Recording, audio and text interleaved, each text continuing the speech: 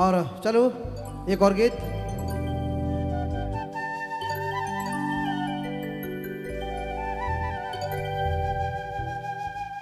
माही जी और मेघा जी साहब हैं।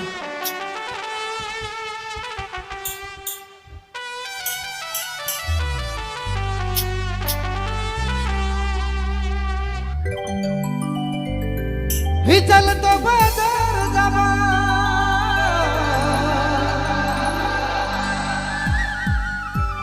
ही चल तो बाजार जावा, लागी जाता कचिया जो किनी रे देबो कंगाना।